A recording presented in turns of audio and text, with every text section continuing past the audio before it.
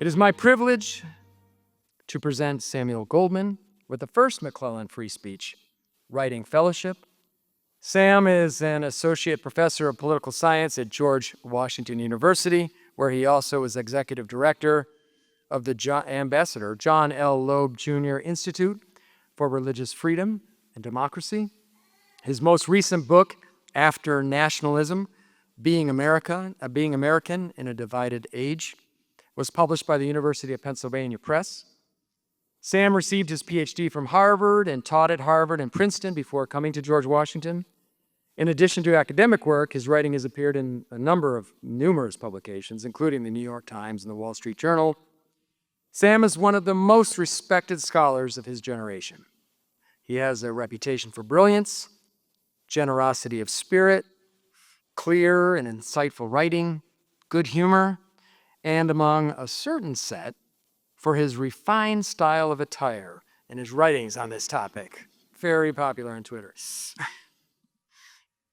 His nominator for this award wrote, quote, "Sam's current project addresses conservatives in higher education. The figures in his book include Peter Viereck, Russell Kirk, William F. Buckley Jr., Wilmore Kendall, Leo Strauss, and Robert Nisbet. The significance of this work is Goldman's effort to refine strains of conservative treatment of higher education. Many of these authors embraced high culture with an eye to preserving the past, but other conservative figures have taken a more populist approach, regarding higher education as either a fool's errand or a source of moral corruption. While many conservatives have written on higher education, few, if any, have written on conservatives in higher education. And this critical pivot is important for assessing the state of universities in a period when many are closing and others have strayed far from their original missions. The working title of Sam's book project is called Mad Professors. It explores American conservatives' love-hate relationship with the academy since World War II. Initially suspicious of the idea that there's a marketplace of ideas, conservatives came to embrace free speech as an essential part of higher education. He has a book contract with Basic Books, a prominent New York publishing house, and so we'll look forward to his project probably in a year and a half or so. It is my pleasure to award the first Richard D. McLellan Free Speech Writing Fellowship to Dr. Samuel Goldman.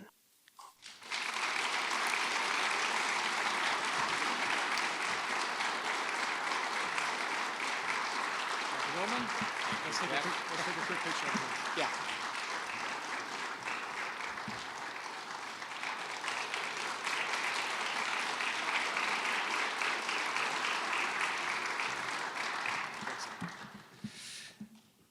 Thank you, Dr. Nelson. I must say that I am only slightly disappointed that you didn't present me with one of the enormous novelty checks that they use on game shows.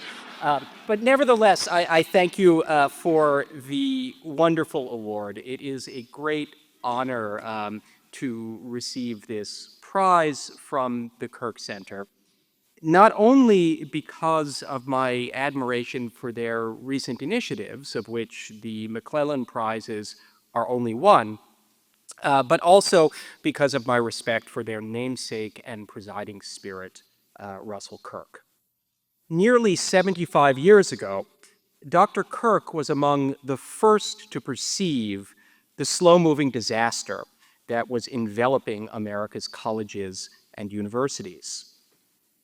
In pursuit of a misguided vision of equality, he argued, they were not only lowering intellectual and moral standards, but also expanding themselves beyond any possibility of coherent administration. The religious and republican spirit of the 17th and 18th centuries had expressed itself in the colonial colleges, Kirk observed, while the scientific aspirations of the 19th century came to fruition in the research university. But the 20th century was committed to democracy, and its characteristic educational institution was therefore what he called Behemoth U, where professional credentials, sports, and federal grants all counted for more than humane learning. And I apologize to any Spartans in attendance to remind you that he was talking about Michigan State, where he was briefly employed. Kirk's diagnosis brought him into tension with the liberals of his time, who believed that the benefits of higher education could be infinitely extended without regard for aptitude, preparation, or commitment. Kirk had no objection to equal opportunity for students from humble backgrounds, including himself. But he also knew, as his contemporary Kingsley Amis put it, that in the long run, more means worse. Mass higher education, Kirk warned, could not long remain higher. And over the next several decades, Kirk spent considerable time charting what he called decadence and renewal in the higher learning. I fear that we've seen more decadence than renewal during that time, but there's always the possibility of improvement. But Kirk's analysis of the academic predicament also challenged his fellow conservatives.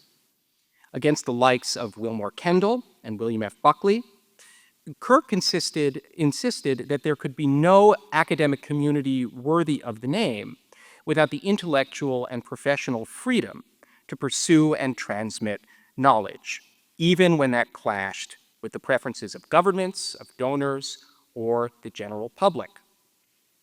To Kirk, scholars were more than employees hired to teach particular courses or to engage in particular lines of research. They were what he called guardians of the word, with a distinctive responsibility to themselves, to each other, and above all, to the truth. It's this aspect of Kirk's thought that we honor tonight.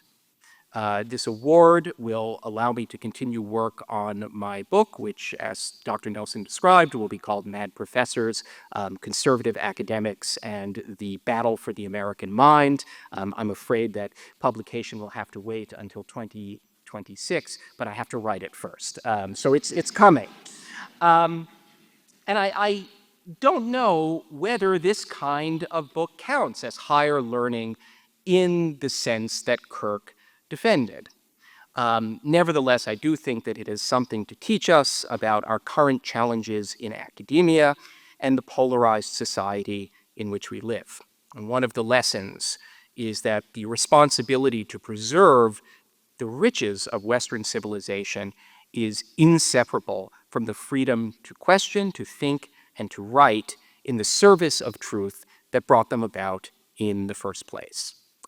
Once again, I thank Dr. Nelson, Mr. McLellan, and the Kirk Center for this honor. I also thank you for your interest and attention. It has been a wonderful evening so far, and I look forward to the program continuing.